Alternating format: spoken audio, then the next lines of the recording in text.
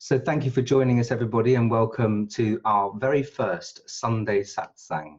We're going to be meeting on the first Sunday of every month. We're going to try and keep it to the same time, which is 11 a.m. in Columbus, Ohio, where Fran is. That's Eastern Daylight Time at the moment, because we're in daylight saving time, and British summer time, where I am in the UK, starting at 4 p.m. So it's 6 minutes past 4, and we're going to begin. Welcome, everybody. We've got Carly with us, Bengt, Frank, Shane, Chris, Trinidad, and Lionel, and Francis, and me. So thanks for joining us. We are offering these, wave everybody on your Hollywood squares. We are offering these satsang meetings, these gatherings, on a free will donation basis. So thank you to those of you who've donated already. And if you would like to, please do donate at the end of the session. There's a link on the Satsang page on Fran's website. There's also a link at the bottom of the latest email that I've sent to everybody registered on the group. Fran's going to give some introductory talk, I think, and maybe talk about the map of Full Circle Awakening. And then really the session is for us to be here together and to sit in presence together and to share anything that comes in for us, or that comes up for us, ask questions, and just be together. So, Fran, over to you. So welcome, everybody. I'm glad to see some of you for the first time, which is nice. And we're going to have this time. It's going to be a little different than a regular teaching I would give, because it is a satsang. So it's going to be a little more contemplative, really. Hopefully sharing some things through a kind of resonance or transmission, but more reflective, more contemplative, and open also at some point to discussion, questions and answers. And we're really for us to reflect together and be together and learn from each other, rather than just listening to someone talk the whole time. So I think we will start this little gathering with some silence, and we may actually have silence kind of punctuate the whole thing, just so that we can be together in presence, really. And so when we're silent, rather than just have a kind of empty, we don't want a kind of empty, vacuous silence or just keeping our mouth shut silence, but the little directive maybe I would give you is to just turn your attention toward presence itself. You know, we've all felt a sense of presence in our lives, or we probably wouldn't be at a thing like this on a Sunday morning. But we want to together focus our attention on the presence of presence, on really just gazing at, looking at, contemplating, if you will, presence. So as we sit silently, we are looking at that. And so let's just have this moment of silence. And I'll end the silence with some kind of little prayer. I know many, many prayers, so I'll come up with one. All right? So now we'll just begin. We didn't bring a gong, we should have, but we'll do that next month, sorry. There's probably a little ping sound we could make, but it might take me a while to find it. We'll find it for next time. Yeah. Okay, so thank you, and we'll just keep this moment of silence.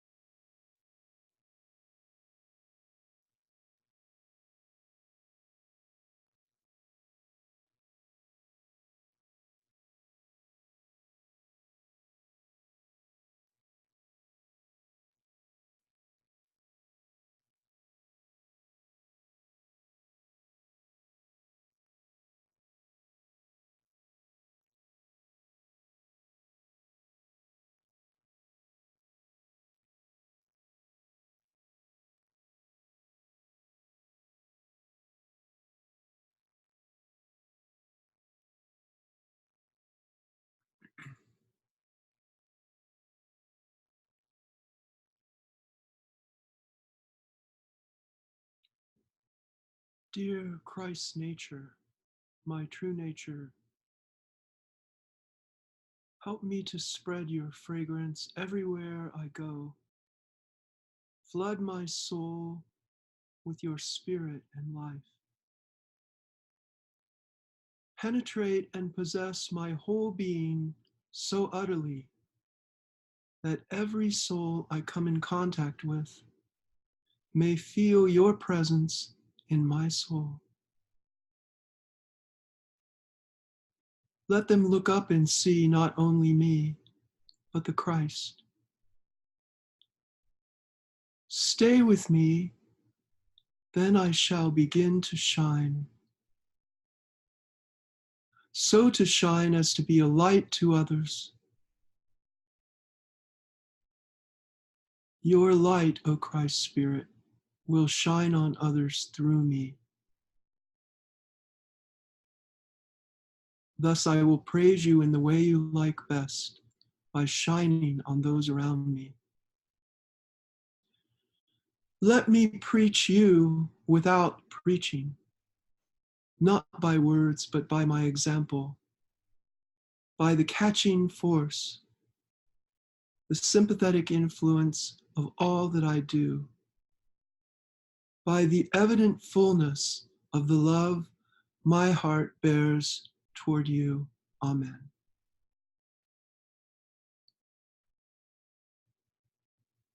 So that's a lovely prayer by Cardinal Newman, adapted a little bit, but pretty much the way he wrote it. And it's a prayer that meant a lot to me in my life. It was a prayer that I learned early in my life was prayed by Mother Teresa of Calcutta every day after communion.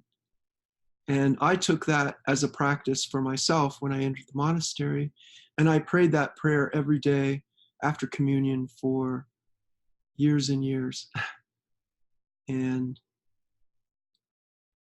it's always been a kind of image or a kind of symbol, the light of Christ shining through my life. That's been a real theme in my life. And I see really as the theme of the whole spiritual journey, what it's about.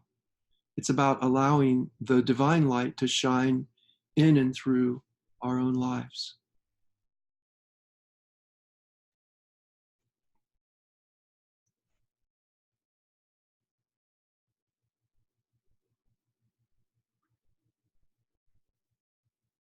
So I'd like to reflect a little bit today on a map of the spiritual journey that in a way is my map of the spiritual journey, but in another way, it's not really my map. It's really inspired by many maps of consciousness that I've been exposed to in my life.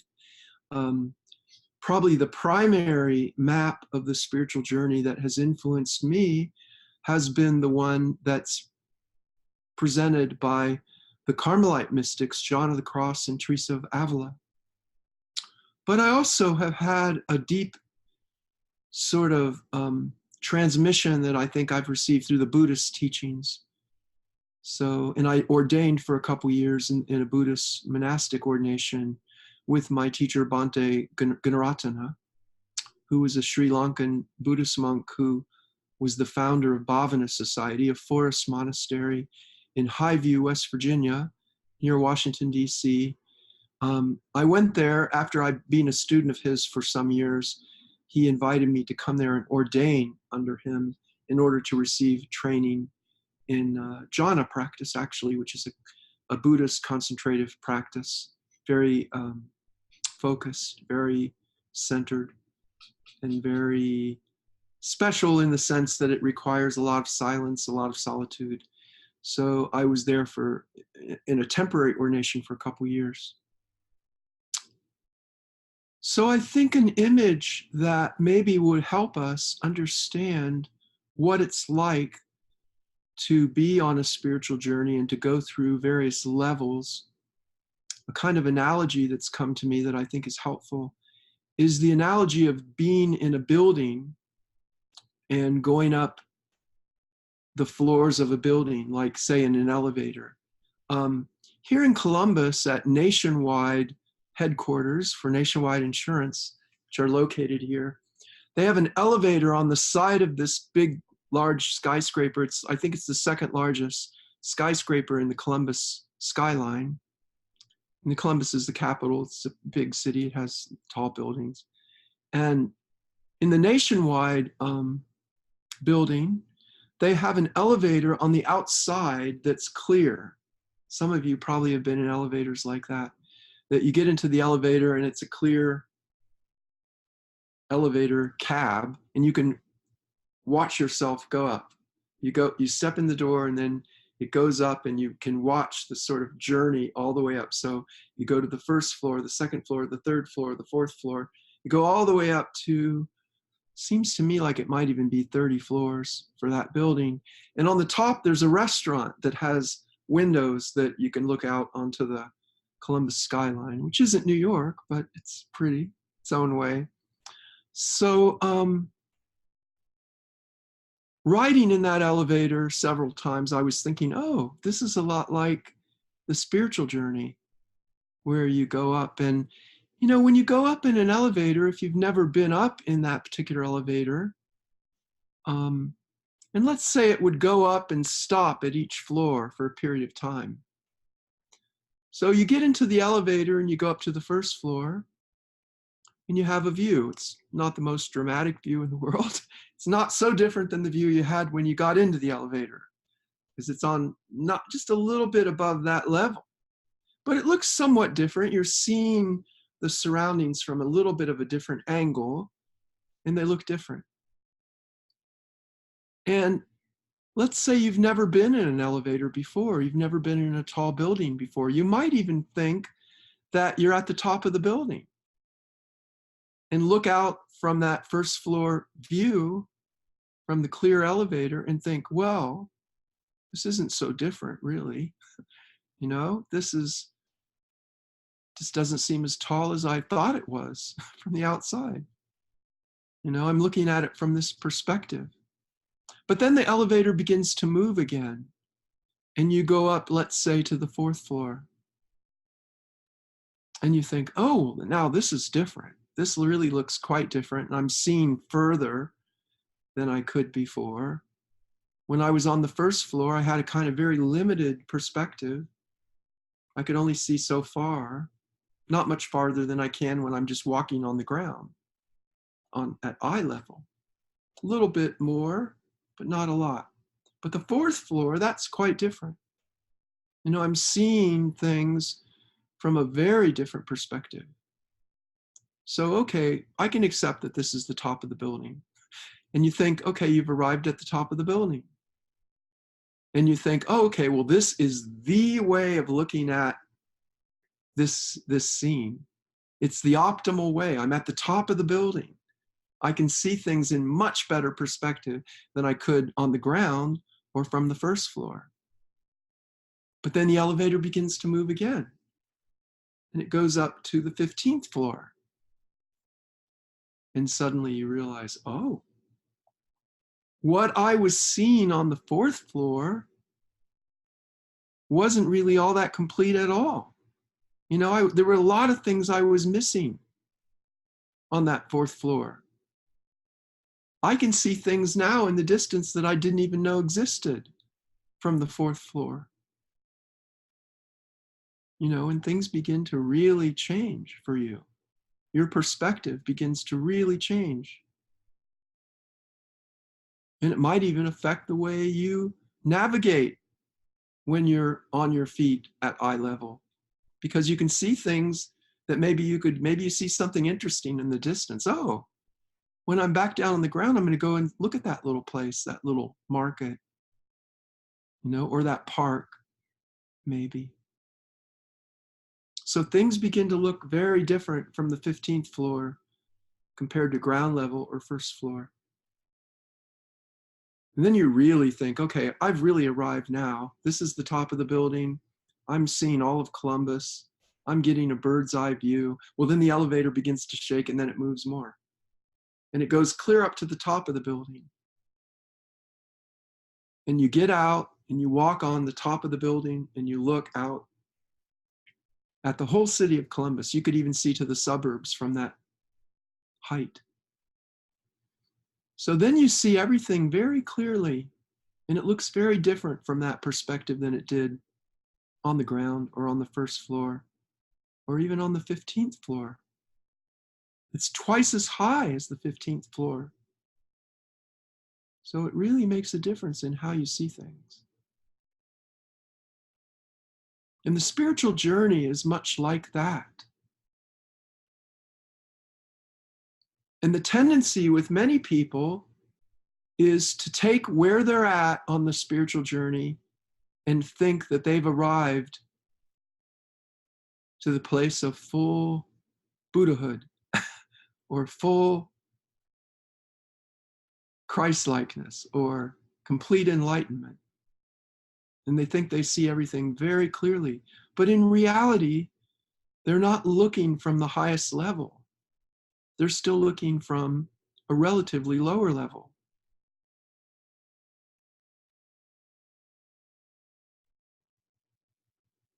So it's good all along the spiritual journey to realize that we don't know everything, or we maybe even know very little, comparatively speaking.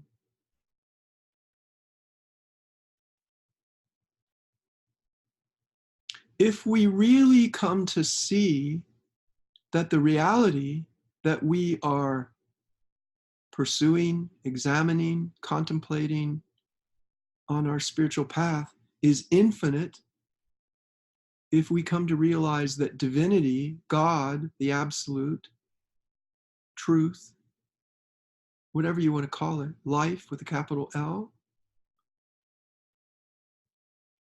is actually quite an infinite reality.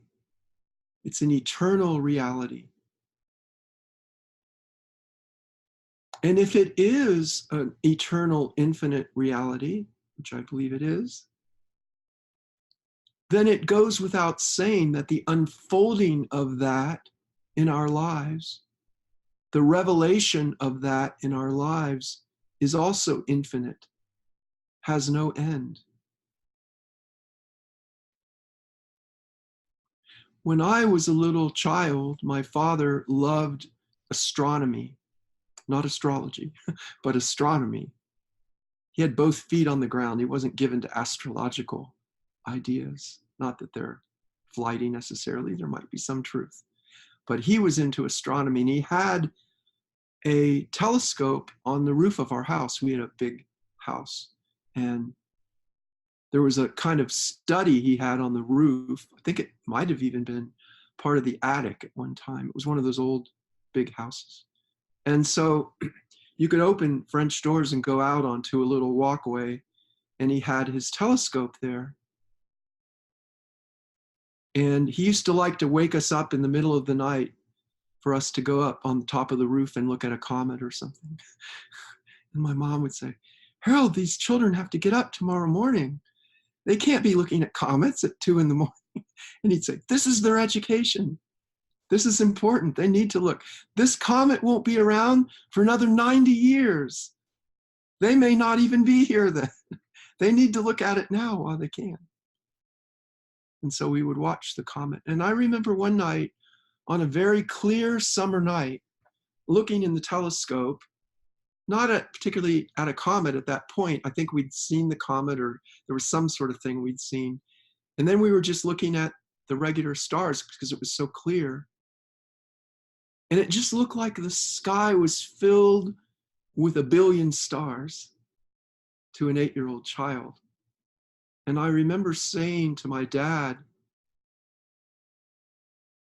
"How far do the stars go, Daddy? Where do they end?"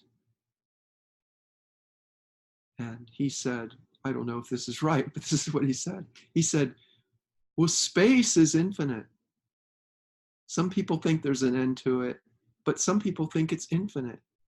And if it is infinite, that means that the stars never end. They just keep going on and on and on." And at 8 years old or so, that blew my mind. And I was a deep little thinker, but that really got me. And I remember waking up. I used to do this very odd thing. I'd wake up really early. I still do that. I'd wake up very early and I'd get all dressed. So our mom would have our little clothes set out. We wore the same thing in school every day. So I'd get all dressed and I'd go out and sit in my dad's reclining chair and I just think about things.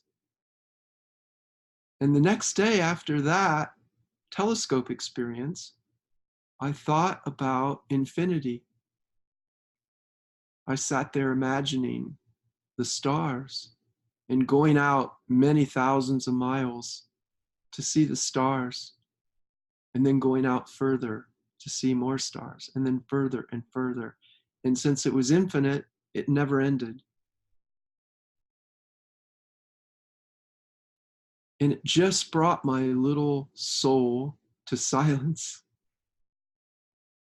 And then I was just sitting in silence, thinking about that. And that God was like that.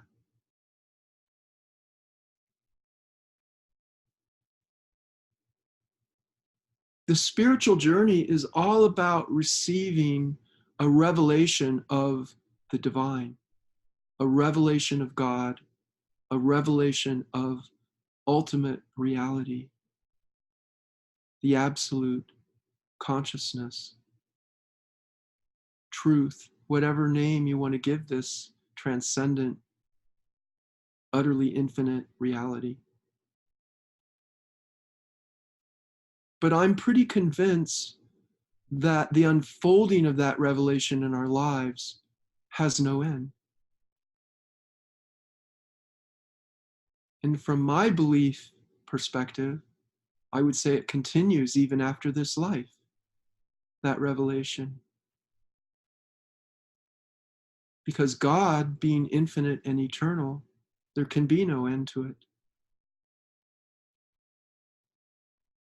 So when we are on the spiritual journey, it behooves us, I think, to have a kind of humility, to realize that I can never completely know this reality. I can know it through love,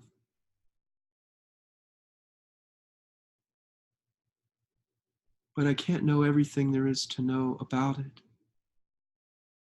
And my perspective of it is always going to get bigger and bigger, higher and higher. It's like we're in a clear elevator that rises up to infinity. So anytime it stops along the way, we can be sure that there's more to see. There's a higher perspective always, no matter where we're at, even when we've been on the spiritual journey for many years.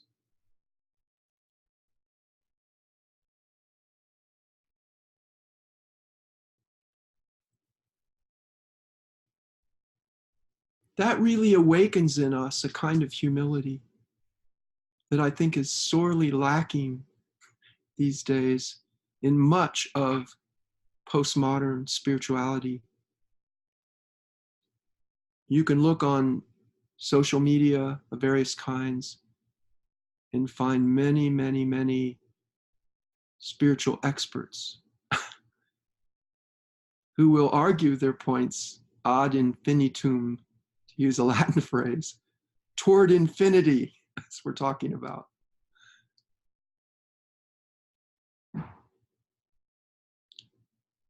But humble Saint Francis used to say that humility is the virtue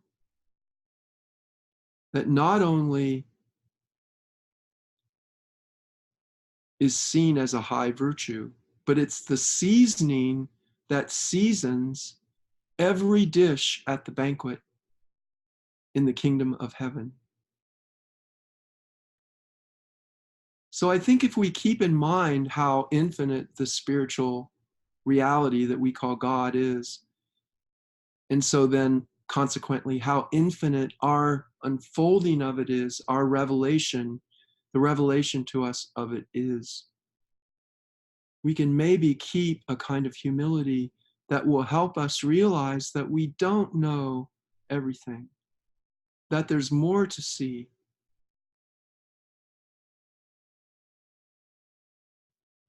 And when someone shares something with us that seems different from our own perspective,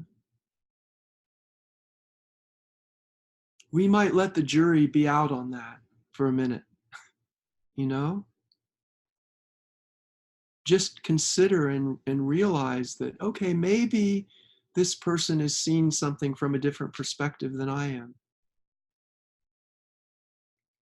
If they've seen something from a perspective that's lower than where you're at, if they're on the first floor and you're on the fifth floor, that's pretty easy to recognize.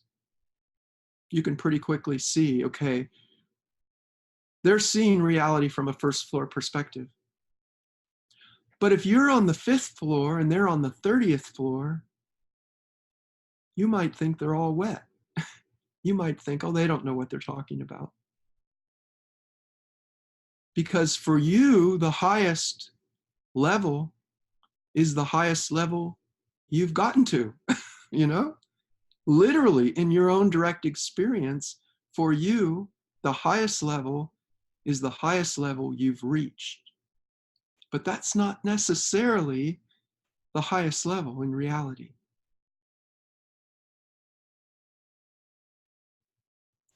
There's a concept in the teaching of Ken Wilber, who I really love, who I've met now, and I consider sort of a friend. I had almost a 4-hour talk with in Colorado a couple years ago.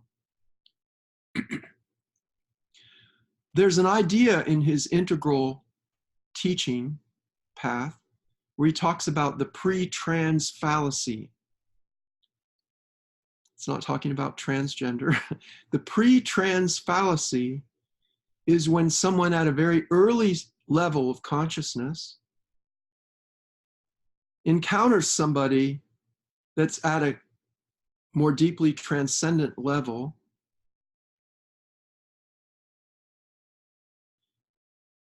and they think that the person that's at the higher level is actually below them on a level of consciousness as far as that goes. I don't mean below them in any other way, but there are different levels of consciousness. There are lower levels of consciousness, and there are higher levels of consciousness.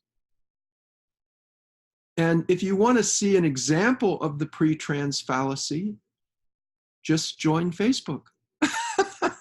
And you'll see it all over the place. You'll see people who actually are at a fairly low level of consciousness. They may have had some sort of awakening. They may have had some sort of illumination where they see things a little more clearly than they did.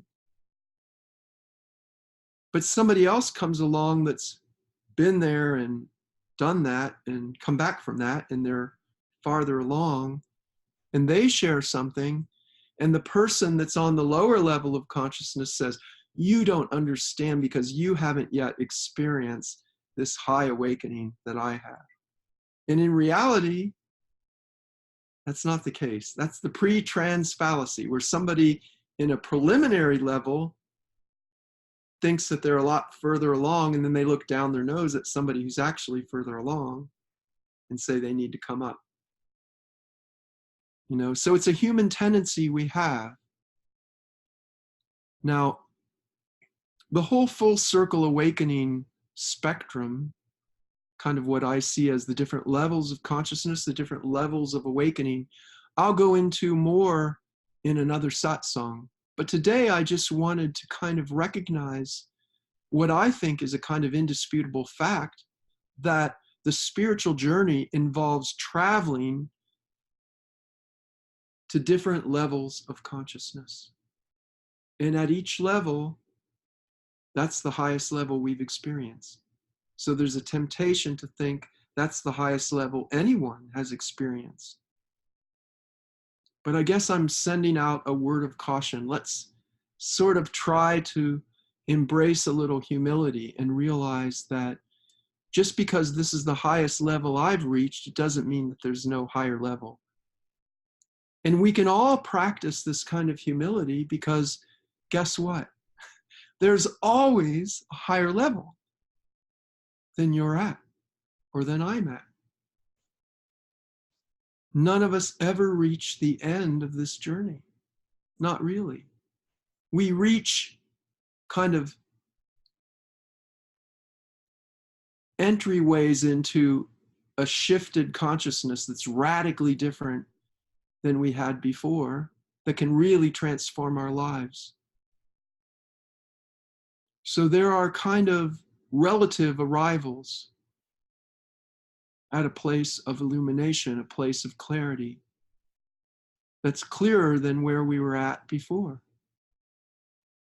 But there's always more, always. My parents were married for 64 years. Very rare in today's world. My father was dying of cancer on their 64th anniversary, and he was in the hospital. And my mom and our whole family were there around my dad's bed, and the nurses found out it was their 64th anniversary, and they brought in a big cake with 64 candles on it. And our family was really overwhelmed by this. My mom and my dad were very kind people, and I think that they became popular with the nurses. And they thought it was precious that it was their 64th anniversary, these two old people. And so we had a celebration there, and my mom said at one point, well, I've known your dad for, I think she said 67 years or something. They'd only been married 64, but she knew him longer than that. And she said, and the funny thing is, just when I think I know everything about Harold Bennett that could be known, I learned something new. She said, it's like it just doesn't end. You discover something about the person you've loved for 64 years, and you never even knew that before. So if that's true for a human being, how much more true is that for God? So we should always hold a kind of humble spirit and realize that I've come to see truth, I've come to have clarity, I've come to feel love, but the unfolding of that will go on, and I can never know the end of that, at least not in this life.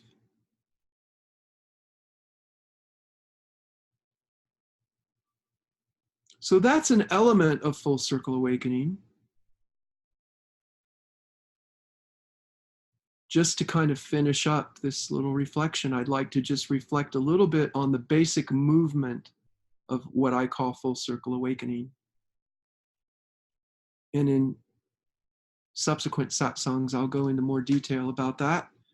And I also have now a program, Full Circle Awakening program, where I work with somebody for 90 days, once a week. And also they have email and even phone access to me if they need it. And I go more comprehensively into that full circle awakening map of consciousness with not only theory, but practice. But I'd like to just give a little bit of an overview because I think part of the path of full circle awakening is often missing in many maps that are presented.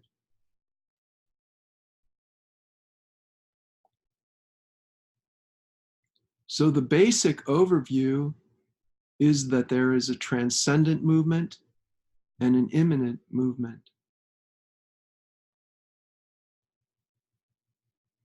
For me, awakening is about coming to discover who we really are. And a lot of people will say that. But many times when people say we need to discover who we are, who we really are, they imply or even say very explicitly that that's about understanding who we are on a transcendent level of spirit or pure consciousness. You know, we come into this world as a body and a mind and a personality with a personal history. And for many years, we may think that that's all we are. But there is a dimension of spirit that we can awaken to. And it's wonderful and transforming and beautiful to see that who I am on the very deepest level of my being is spirit.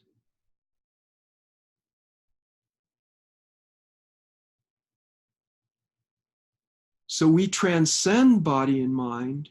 We realize that we are not only confined to a human body and mind and personal self, but like all authentic transcendence, we don't transcend and annihilate. We transcend and include. We transcend and integrate. So we come to realize a new dimension of who we are on the level of spirit, but that doesn't mean we're no longer a body and mind at all, which you often hear people say, I'm not my body mind. It's like, well, yeah, you are actually. You're just not only your body and mind, but a body and a mind is included in who and what you are, at least for the space of this life. And maybe even after this life, there's some kind of other body. Christianity would certainly say that. I don't know anymore. But at least I know that in this life, we have a body and a mind. And awakening to who we are on the level of spirit integrates that into a bigger picture. So then we realize that we are actually made up of body, mind, and spirit. That we are tripart beings, as the Christian mystics would say. So we awaken up and out of our merely human identity, and we awaken to who we are on the level of spirit or pure consciousness. But then we awaken down and into who we are on the level of body and mind in a much more profound way, because it includes the whole of our being. Because if we think we're just a body and mind, then we don't have a clear idea of who we really are in our entirety.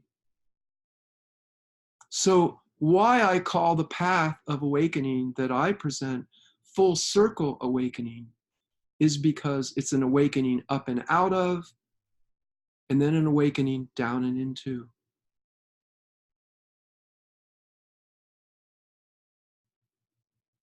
And that's why something like a gender transition or a sexual orientation or a gift or ability that we have or our personality that we have been given is important, because that's all part of who we are. It's the vehicle through which spirit manifests as you and me.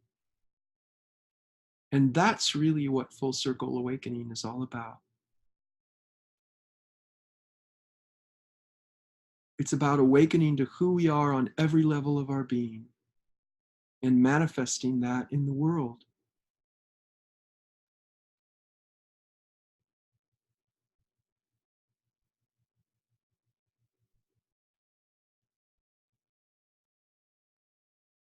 I took dance for many years as a child, ballet. And I loved it. And there was a modern choreographer, Martha Graham, who was very highly regarded in the ballet world, in the world of modern dance. And I don't remember it precisely, the quote, but there's a beautiful, beautiful quote by Martha Graham that goes something like this. It says, "Who you are is one of a kind. Never before and never again will another person be seen quite like you. And the gift that you have to give to the world is precious. It's a one-of-a-kind piece of art. And if you never give it, that would be a shame." And I think that's what the message of Full Circle Awakening shows us, that each of us is a very unique, to switch to a kind of Christian metaphor, that we are each a very unique incarnation of divinity. We each express some facet of divinity in a way that's never been seen before and will never be seen again. So it's important that we awaken, yes, to spirit. We realize we're not limited to this human person, to this body and mind and personality and all the roles and functions that it takes on. We're not limited to that. We're not only that. We're not exclusively that. We are also the infinite spirit that fills all things, that holds all things in being. We are that as well.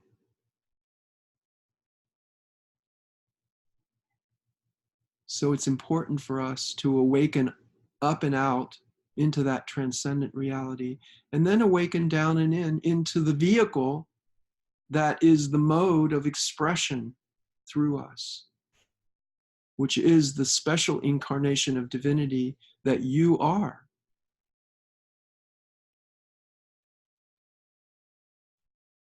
So that's the basic circle of Full Circle Awakening. Up and out, down and in. Transcendence, immanence. Spirit, body, and mind. Because to awaken to our true identity means to awaken to who we are on every level of our being. And it's really important for us to awaken to all of that in order to be able to give our gift to the world. Because if we don't, as Martha Graham says, it would be a shame. The world would miss that little contribution that we each have to give.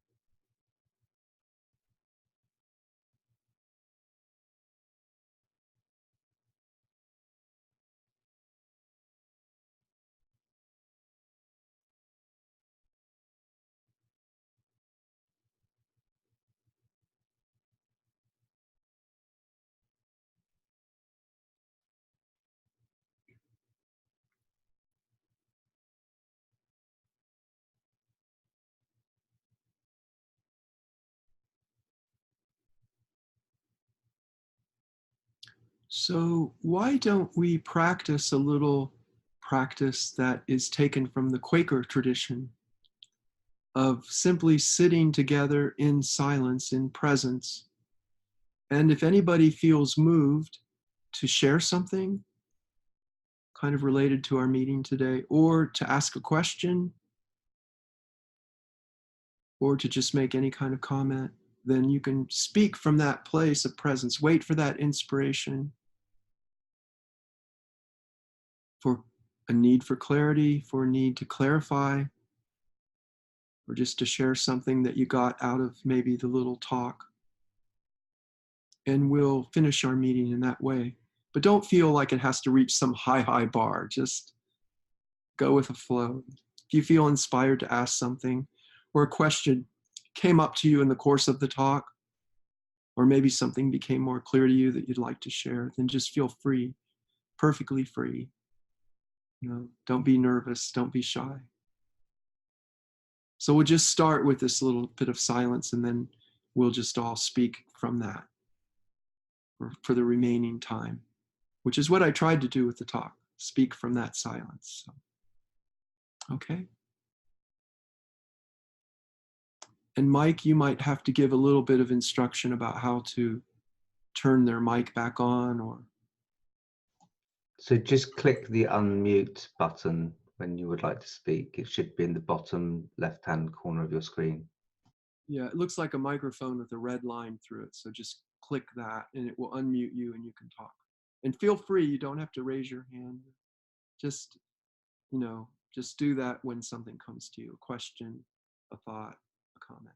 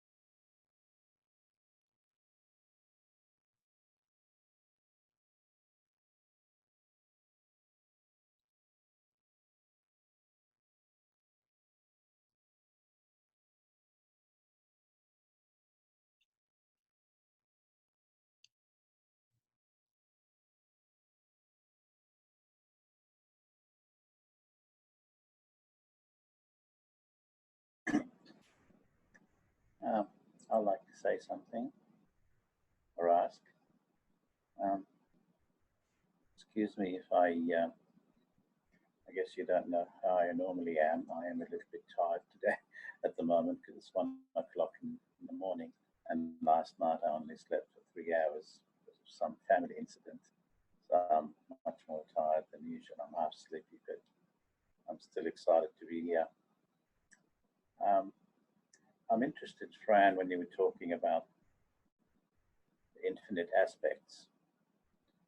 It sounds like a letting go of something vast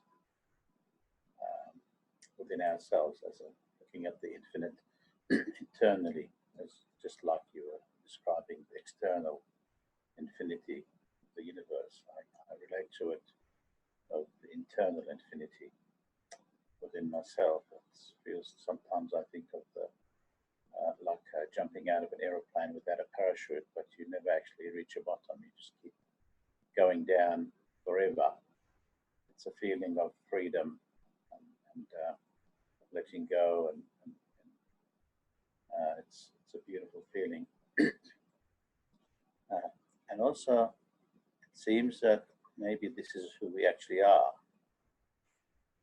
in a sense, and because I often have been confused about when people talk about knowing who you are. It's like having to find something concrete, say this is what it is, and you can actually describe it in a sentence or to something specific, concrete. Yet maybe, I mean, I don't know whether I know who I am, but it seems maybe that's what it is. I mean, it is just that something that is unknown. I could never hold on to it. I can never grasp it. I can never say this is who it is by using language to describe it. Is that how it is? Is who we are actually something that we could never describe, or is it something that we can actually have the ability to see very clearly and recognize and say that's who I am, and be confident that this is it? I think it's both. I mean, I think on the level of spirit, we can't describe it. It is infinite. It is eternal. It is unchanging in a certain sense. But then on the level of the personal, on the level of the body and mind, there is a very specific particular person here and there and there, and every one of us has a personal presence that can be described, that can be articulated, that can be presented to the world, and should be. And I think where a lot of the spiritual sort of seeking, especially in the non-dual spiritual scene, I think where a lot of that goes wrong is, or it's off the track, let's say, is where they think that the transcendent aspect of who we are is all that matters. And then they just disregard. A lot of them will say, you know, that I'm not my body, mind, I'm not this person, or I'm not even a person. But I think that the path of Christian mysticism, and also for that matter, Sufi mysticism, and all of the monotheistic religions, saints and scholars and realizers really never deny the physical phenomenal realm or the personal realm. They just say that there's more to you than that, you know, but that's included as well. And from my perspective, the personal sense of who we are that is definable, that is able to be sort of understood and presented and received or rejected sometimes from people, that is the vehicle. It's a lot like when I was in religious life, or just as a Catholic, we had the idea that the body of Christ, the Eucharist, was reserved in a tabernacle. And so the tabernacle itself was a holy thing. It wasn't just something that didn't matter at all. It was the vehicle in which the presence of Christ in the Eucharist dwelt. You know, and in the idea of the incarnation, you know, it's the whole idea of that is that divinity is born in a particular human person. You know, and there's, ever since a kind of deeper awakenings have unfolded in my life, I'm often struck, because I studied a lot of theology. Of course, I went to seminary. I have theological degrees and all that.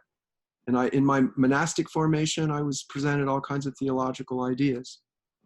And interestingly, since deeper awakening kind of unfolded in my life, I realized that a lot of what the early fathers and mothers of the church said about Jesus, and a lot of what the creedal statements say about Jesus, is actually not only true of Jesus of Nazareth, who lived 2,000 years ago, but it's true for you and for me. It's true for all of humanity.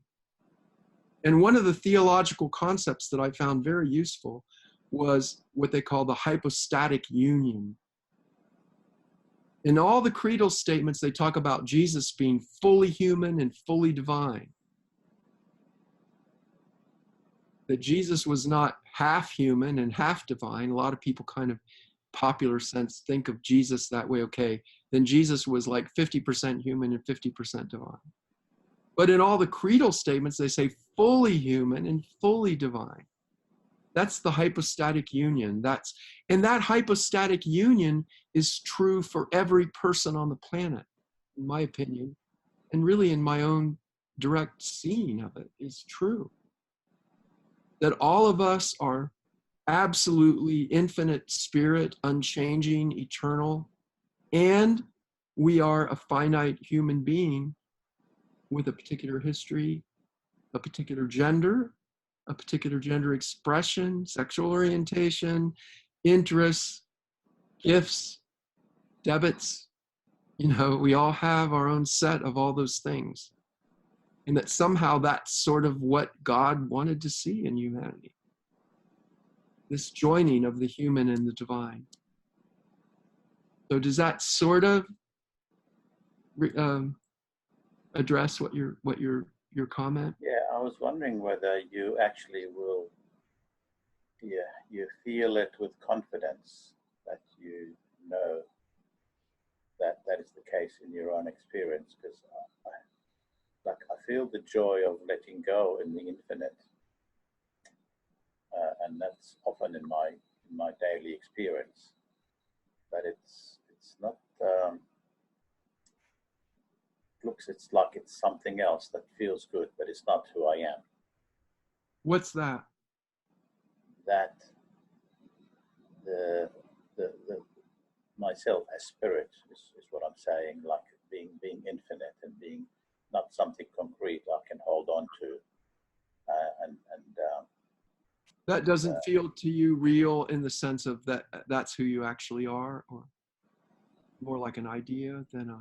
Yeah, more like an idea or a feeling. Yeah, I think all awakening starts that way. I think awakening itself, even though there's different levels of awakening, also awakening starts usually with an idea, usually with just a kind of intellectual understanding, and then gradually it deepens and becomes something that we get a little glimpse of for maybe a moment, a flash in time, and then it becomes more and more present to us, and we see it more frequently, and then we move over into a place that it becomes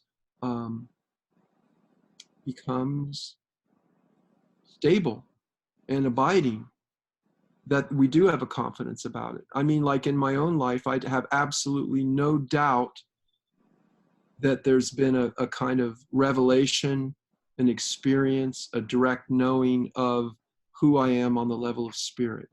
Absolutely clear to me since 2010 in a very abiding way, never to have left since. That's been almost 10 years. And yet there's also a sense of who I am on just a relative personal level. That's why I know you and I have gone around a little bit about this, that my gender transition isn't kind of relevant to my message, but it is very relevant to my message. And that's the reason why I think it is, because it's part of my downward awakening down and into who I am on the human level. And that matters because that's the vehicle through which the spirit manifests as Fran in the world. And that's precious and wonderful in every case. You know, it is for Thomas, it is for Joanna, it is for Shane, it is for Bengt, it is for Frank, it is for Fran, it is for Michael. We're all distinct, perfect in our own way, perfectly imperfect images of God. We're all incarnations of divinity. So does that make sense? So I think both movements are necessary and needed. And we need really deep confidence and a sense of really, really seeing clearly that yes, who I am on the level of spirit is who I really am on the very deepest level. And yes, who I am on the personal level is also very clear, you know, and also needs to be let loose in the world. And if it's not, it's a shame, because we each have a very unique offering to offer. You know, divinity through the lens, through the facet of Frank or Fran or Michael or Adya or whoever. That makes some sense.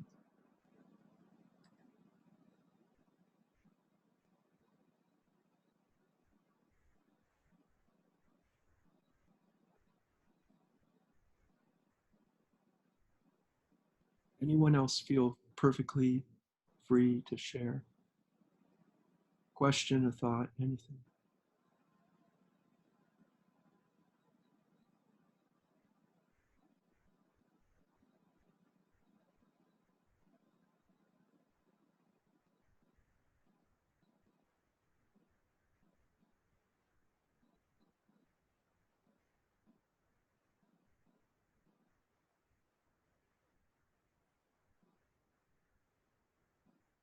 Mike, are you around?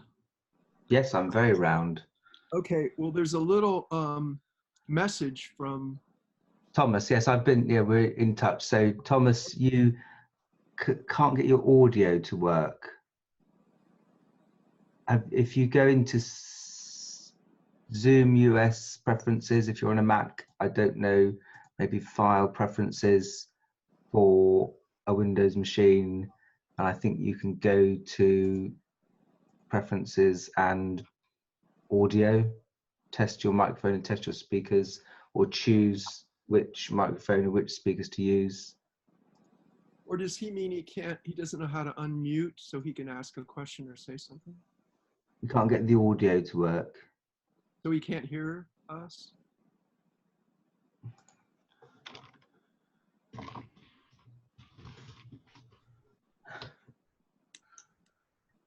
So for me, Mike, I couldn't get the audio either to work, my microphone, and that was because Well, yes, so microphone and speakers are different. So sometimes if your sound isn't turned up on your machine, you wouldn't hear anything.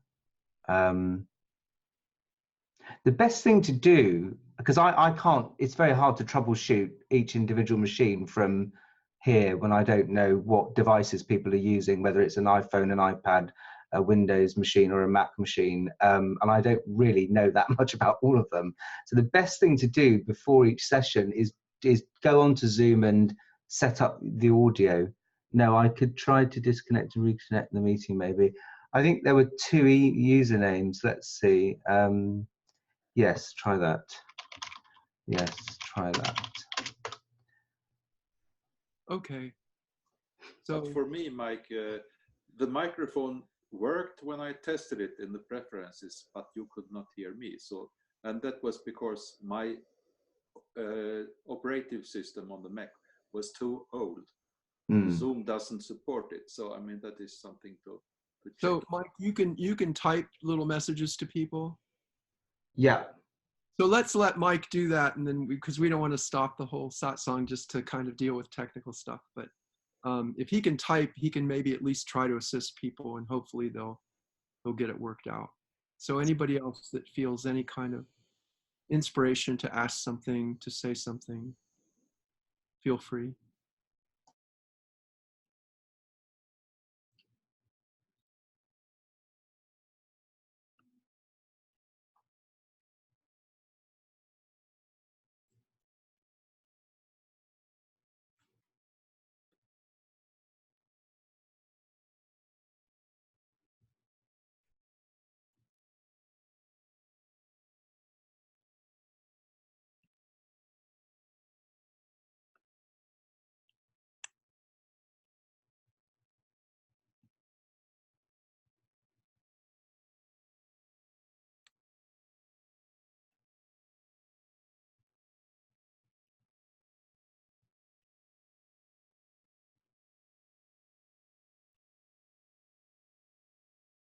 I can maybe try to go, I don't know whether I call it deeper or just a little bit further, because you mentioned that something happened in 2010 for you. So the period just before 2010, say 2009, 2008, even though you've been on the spiritual path and practice for a number of years, how was the feeling then, and how this change, what was different after the change happened? Like, how would you compare the before and after of the 2010?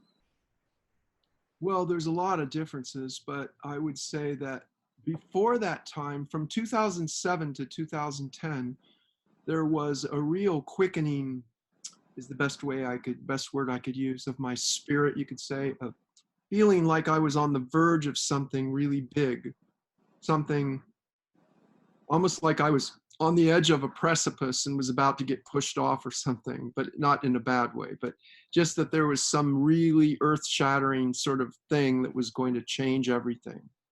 And I felt very compelled to practice very, very deeply. So between 2007 and 2010, I was doing a very contemplative practice for actually hours a day. And then when I had a day off, I would devote the whole day to practice and sit and do walking meditation and sit, and really, really was doing a very intense kind of practice. And then in 2010, in the middle of Mass, I received communion in my hand. I was one of the people celebrating Mass. And so I was up around the altar with all the other like deacons and priests and people. And they went around and they put communion in our hands. And then after we took communion, we would do a little chant, and then we would go and distribute communion to the people.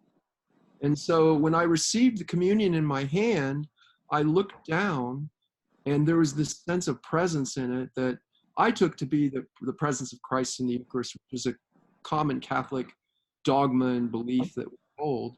And I just took it to be that. But I started seeing this phenomena of light in the Eucharist. And it was actually glowing with light in a kind of like a celestial light, you could say. It was obviously not a physical light, but I could see it. And it started spreading in my hand and then up my arm and through my whole body. And then it started spreading through the church, and it started just filling everything with light. That was the phenomena. And then my sense was that it was continuing out and filling everything in Montreal in light, and then continuing out in everything in Canada and everything in the US and everything in all of North America, and then everything in the whole world.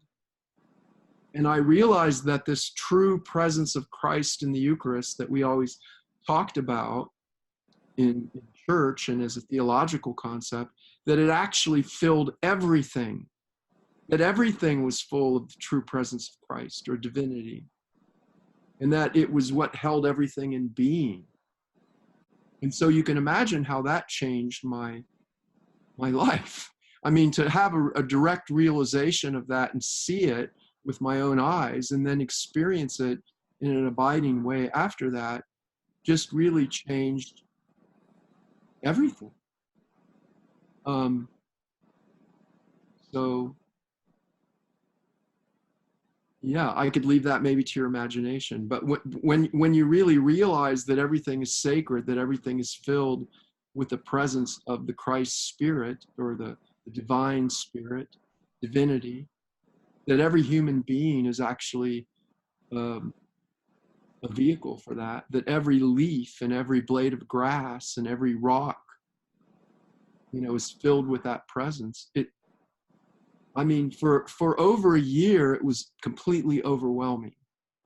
I really wasn't all that functional in many ways, but yet things still functioned and I got through life, and I had actually quite a bit of responsibility at the time, and things managed to get done through me, but I wasn't sure how it was happening. And then gradually, as the years went on, the realization of that truth became just my normal. I mean, it was very overwhelming at first, but after a while, it was just normal for me. Now it's normal. And I still experience on a human level the ups and downs of human life and struggles with health and finances and all the things and love and everything that everybody struggles with. I've struggled with all those things. And yet, at the core of my being, there's this sense that the presence of the Christ fills it all, even all the vicissitudes of my personal life and my struggle, and my joys and my defeats. Yeah. Does that give you some sense? I mean, of course, I can't really. So what you're saying, sorry, Fran, that the presence that happened after 2010 is still the same up till now. You might have just got used to it. You're not as overwhelmed by it, but it's no longer a shocking new thing that you didn't have. But but it's interesting that you're saying your ups and downs are still there, which means now, like for us, for me as a seeker, somehow there's this concept that once you see clearly, a lot of the problems will go away, because we assume the reason we have the current problems is see how hard I'm shaking my head. Yeah, we assume as if the reason we have these problems now is because we are deluded in some way, we have illusions, we're not seeing who we are clearly, and so on. So, which really means that we should really accept that those problems are here to stay, if they are, or it's nothing to do with spirituality. And that's it's like a parallel line. We're going to work on the spiritual development on one line, but the line of personal is going on its own. It's not that this will stop the other or change it. Well, you want more and more for those to be integrated, and in a mature spiritual person, as they develop and mature, more and more those things are integrated, and the realization we have on the level of spirit informs the way we live our normal human life in the world. It informs the way we treat other people. the way we treat our surroundings, even the way we treat animals, the way we treat the planet, you know, what politics we support and what politics we don't support. Our spiritual reality affects all those things, you know, in each of us in a different way. But those things need to be more and more integrated.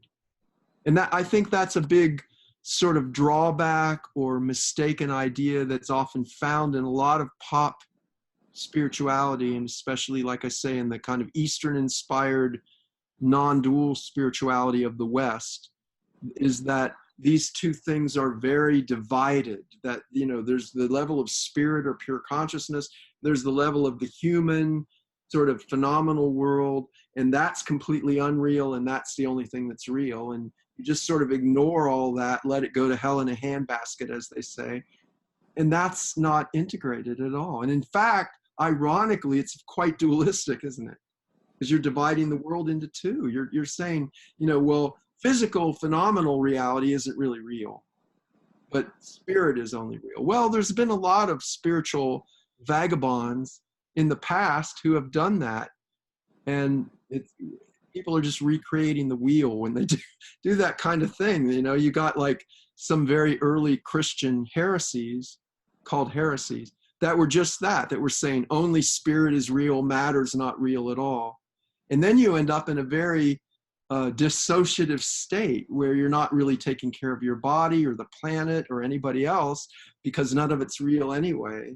You know, it's all just a play. There's a great, somebody that's really looked up to in the non-dual scene, and somebody asked this person, I won't say who it is, but somebody asked this person one time in a book I read, they said, well, what about all the children starving in Bangladesh or wherever they were starving at the time? And they said, what about all of them? You know, you're an awakened person. What do you do to help them? And he said, that's all part of the dream. If you're in a dream and there's starving children in the dream, is it important for you to feed the starving children? And then he said, no, you just wake up from the dream and the starving children disappear. And you know what? There's not a nice thing to call that. I would probably call that horseshit because that is absolutely dissociative. And it's absolutely in denial of phenomenal physical reality. It's basically philosophical nihilism that says that the phenomenal world, the physical reality around us and ourselves has no meaning, has no ultimate reality, therefore it's not real at all. And I don't think that's really what the saints and the mystics and the people like that saw. What they saw was, oh no, all of that is filled with God. It's like the old aphorism in the founder of Advaita Vedanta, Adi Shankara, who said, the world, the phenomenal reality around is illusion. The world is illusion. Second part of the maxim was, only Brahman, only absolute reality, only God is real. But then the third part of the maxim is, the world is Brahman. So even classical Advaita sees this reality. They see that, yeah, the world taken as just existing in itself. If you think that's all there is, that's illusion. If you think all you are is a body and a mind, that's deluded. If you think this physical world is all we got going, then you're not seeing things very clearly. Because ultimately, it's illusory. Ultimately, it's passing. Only Brahman, only the absolute is real. That's the second part of the axiom. But then the third, the world is Brahman. The world is a manifestation of that absolute reality. It's the formless taking form. That's the whole picture. That's the full circle. Yeah. You know, where many people stop with the first, the world is illusion, and they just stop there.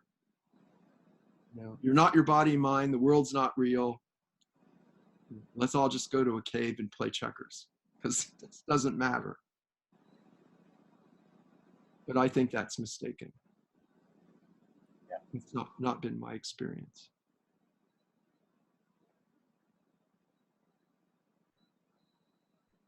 We're coming to a point where we need to kind of wrap up, but does anybody else have any other thought or question or comment they'd like to share?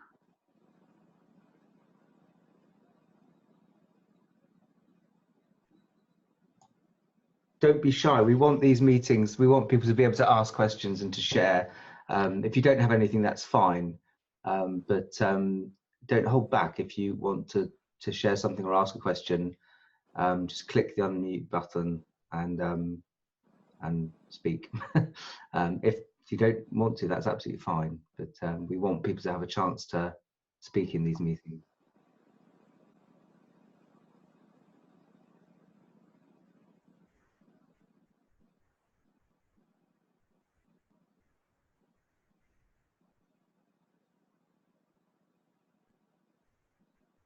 Well, yeah, actually, since you were approaching that subject, I would like to talk a little bit more about it, maybe.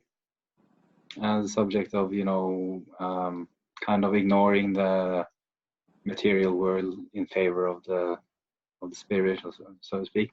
Because I had a run-in with a teacher like that, you know, who would abuse that kind of teaching, really, to create a kind of unhealthy environment where people weren't able to express their emotions and fears and all that kind of stuff, because it was just labeled mind and then dismissed like that. But the teacher himself, he could do all kinds of shit, and if you objected, then it was just your mind, you know, and stop being stuck in your mind and that kind of stuff. And for me, like, after I met that teacher, I've been kind of noticing that kind of dynamics going on quite a lot in what you call the Western kind of non-dually inspired scene. At least much more than I thought was possible, because I had this kind of, I guess, naive idea that once you see your true self, then that will put you on a path where you can't really be deluded like that anymore, if that makes sense. Like, because honesty is such a central kind of concept in these kind of teachings, I feel. So I thought, like, once you kind of reach the enlightenment stage or whatever, then that means you're an absolutely honest person. And meeting teachers that I feel, you know, they knew a lot about these kind of teachings, and I think also they probably had seen the self, you know, they've seen the consciousness or whatever, how to express it, I don't know, but they knew somehow what they were talking about when they talked about the self and consciousness. And still they were quite deluded on the just very normal, regular person level. And so to me, that was kind of disillusioning. And it made me question, so kind of what's the value then of that seeing, if you can still be an asshole, and even maybe even more of an asshole than other people can be, because now you think you're some kind of divine asshole, or, you know, you think you're divine and you can just abuse that, and you know, you have a lot of unenlightened people who are much nicer and better human beings, and, you know, living much more true than these people. So I still feel like, as these things are kind of unfolding a little bit these days, then it still makes me doubt a little bit what's the whole thing about, you know. I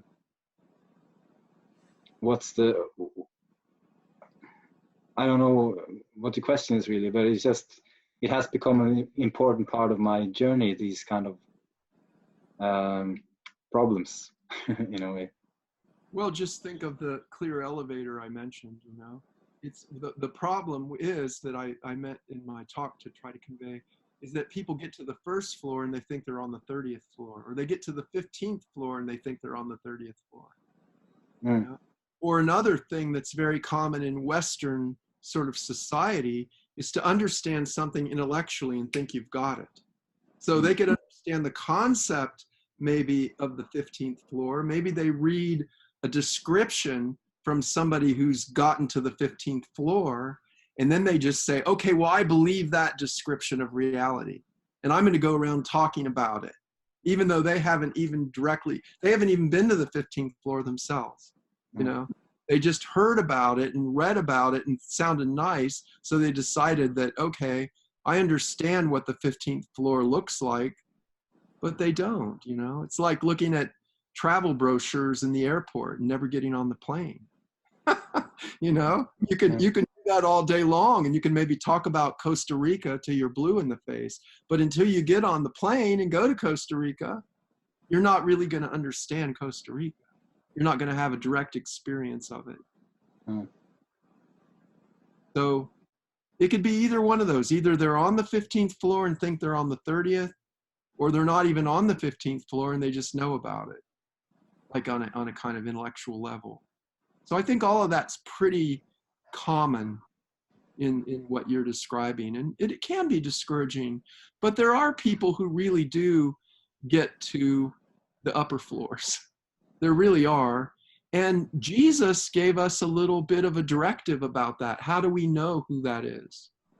You know, how do we know who's actually gotten to the upper floors and isn't just, you know, dialing it in, or isn't just reading about it and then describing something someone else is experiencing? And Jesus said, by their fruits you will know them. Yeah. So if they are on the upper floors, then they are abiding in, they're swimming in what Jesus and what the early Christian mystics would call the fruit of the Spirit. And the fruit of the Spirit is just a little simple list of things that I used to just say because it was so kind of encouraging to me and so inspiring to me. So in the writings of St. Paul, he says, the fruit of the Spirit is love, joy, peace, patience, kindness, goodness, gentleness, and self-control. These are the fruits of the Spirit. And that's how we know. If we encounter someone who says they're on the upper floors, then they will, to a certain degree, and if they're really on the upper floors to a pretty high degree, they will display all those things pretty consistently in life.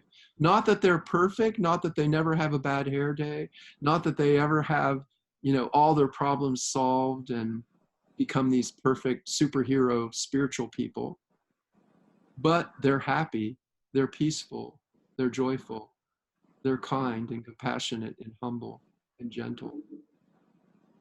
You know, not perfectly, but in a way that's pretty obvious. Does that make sense? Yeah, to me that also feels like that's a lot of the direction the journey then takes, is like orienting towards these kind of values that aren't that prominent in the strictly non-dual scene, like in the West at least. So because then it's like, well, all these things will come if you just realize the self, then they will come naturally, and then maybe they don't, you know, maybe you still have to work and be kind of work at it a little bit and be honest with yourself, and like it's not like and surf the waves. Right. Maybe. Right. Yeah, by listing the fruits of the Spirit, I by no means mean people become perfect and flawless and infallible and or powerful and have a million different spiritual cities that they can walk on water and turn water into wine. You know, that there is a kind of general spirit of Christ, of Buddha, of awakening that radiates through their lives. But it radiates through a very human life that's vulnerable, that's fallible, that makes mistakes still. You know, so it's a paradox. Yeah, the interesting thing also is, like, for me, that orients me also towards Christ. I wasn't really that interested in Christ before. I was more about Buddha and these kind of things, you know, in the Eastern teachings. And then suddenly, also a little bit through Adyashanti's book about, you know, resurrecting Jesus. It's a really good book. And then I discover, you know, that I feel in the Jesus story and story about Christ, and he's a very human kind of being also, you know. He has this immense kind of divine power, but he doubts, and he's angry and stuff like that, and in a way he's very vulnerable in a different sense than Buddha was, or Lao Tzu or whatever, you know. And just got very attracted to that, and it just feels very powerful, that story, because of its humanity. Right. Mm. It is for me. Something that really strikes me from this, Fran and Jada, is that when I was very much stuck in a transcendent place, like almost deliberately clinging to that transcendent place, which and had missed really for a long time that was where I was wanting to stay. And I think a lot of people are attracted to staying in a no self state or a state of transcendence if they've had a very traumatic or difficult personal life, if they've had a lot of pain and trauma or difficulty in being a person, then genuinely tasting transcendence feels like winning the spiritual lottery a little bit in comparison to intense suffering in a personal sense. Then you feel free of that. But as Fran says, and my friendship and work with Fran has all been about this return movement to healing the person through that return journey and taking that transcendent dimension out into relationships with others is so crucial. And I think that a lot of people perhaps well, the thing that struck me was what you both spoke about, that you both talked about the figure of Jesus and compassion and that wonderful list of qualities from St. Paul. And it seems to me that when I was stuck in that transcendent phase, there was something that had hardened within me. There was something that had become kind of unmoved by genuine suffering, because there is a dimension of our own consciousness that can look upon tempests and not be shaken. And yet the human side, when we take that transcendence back into our humanity and we take that witnessing consciousness that isn't shaken by terrible tragedy and terrible suffering, we take that into our humanity, then I think that it comes into its own, that we know the teachers by their fruit. So if you've worked with a teacher that is just an asshole, then you know, they're one way to distinguish perhaps is, you know, an awakened heart just doesn't treat people unkindly, you know. Yeah. Can't. It really can't. Yeah, thanks. I just wanted to talk a little bit about that, was because it's kind of important for me at the moment. Oh yeah, thank you. It's very helpful what you brought up. Thank you for your answers, both of you. Also.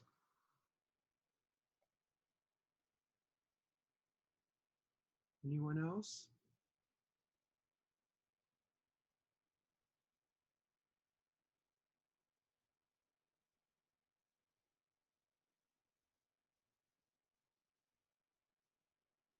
This will be our last, whoever brings up something.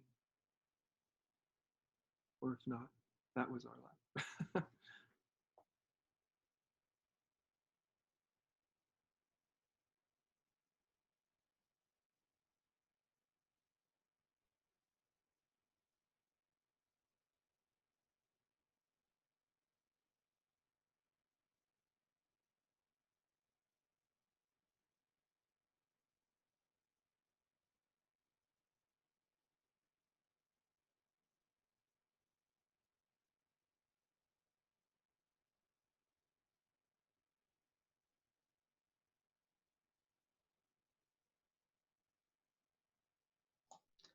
Fran, you spoke of something at the beginning of the talk about infinity, of these levels in the building and how it just goes on and that the spiritual journey never ends.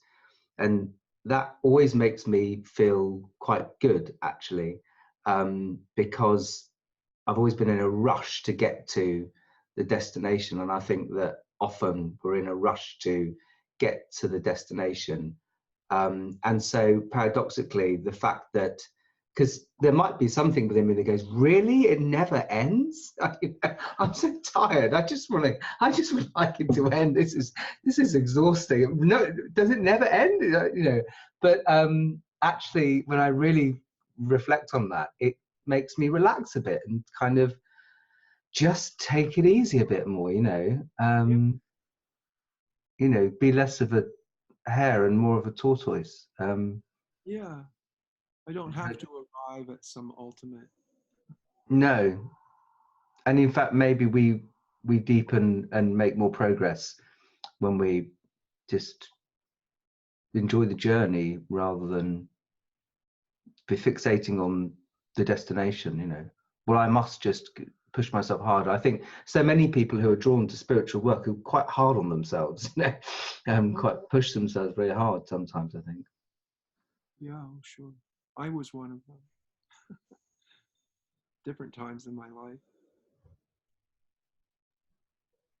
And Adya will talk about that. Like both of us did a good deal of Zen study and practice. And you're kind of encouraged to be that way when you're in Zen.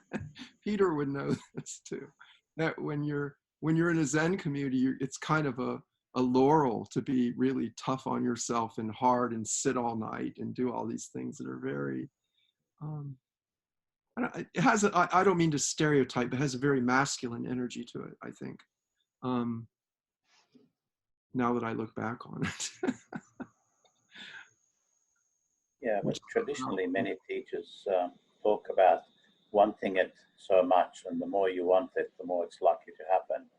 Now that deep yearning, that is encouraged, so you take it more seriously and so on. That's why there can be a truth to that, but that can be carried too far too. Yeah. I'm very hesitant anymore to say never do this or always do that. There's almost always some circumstance where the thing you should never do is what you should do, and the thing you always should do is something you should avoid like the plague.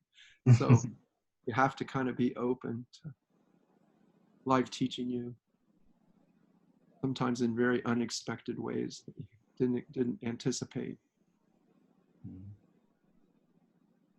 Okay, so thank you all for coming so much. I really enjoyed it. These meetings on Skype or on Zoom that I've done always feel to me like a regular actual live retreat or something where I'm at. I feel the same kind of, I call it the whoosh that comes through, and I feel the same sort of transmission happening, and I feel like it's very alive and very real.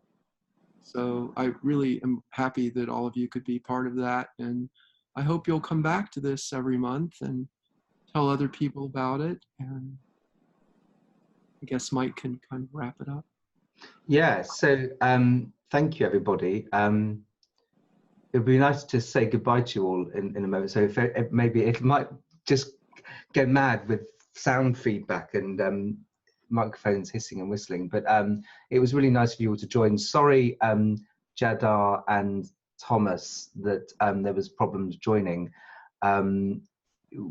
Before the meeting, Fran and I usually meet and have a conversation, and sometimes I can miss the fact that someone's in the waiting area. So I think maybe Thomas, you tried joining at the right time and then went away and came back an hour later. So I'm really sorry if there's any confusion over that.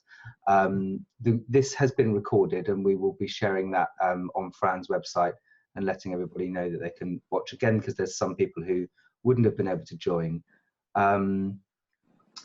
What else do we want to say? Please donate. We want to make these meetings available for everybody, and we would like to do them regularly, but there are costs involved, and we would love you to be able to donate if you can. We'd really appreciate it. We're in the process, as it says on the website, of exploring new payment processes for Finding Grace at the Centre, and also potentially for looking at moving some of the content onto a domain name called fullcircleawakening.com, which there's information about Fran's coaching program on there, her 90-day spiritual accompaniment program. So bear with us while we do all of that. In the meantime, I can take donations for Fran and then make sure that she gets those from anybody. And thank you for joining us. So if you'd like, let's see what happens if we put the microphones on and just say goodbye to everybody. It'd be nice to just hear everyone and say thank you and goodbye. Thank you. Goodbye. Thank you, Fran. Thank you. Thank you. Thank you. Thank you, Shane. Goodbye, everybody. Thank you, Frank. Thanks, Mark. Thank you, Thomas, Lionel, Peter, and Jeddah. Thank you. Wow, And this is very civilized. thank in Trinidad. In Trinidad.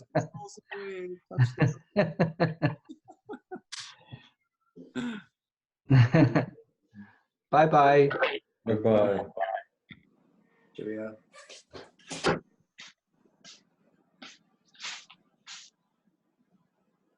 The leave meeting is in the right corner of your screen. Bye, Chris. Bye. So nice to see you. Bye, Chris.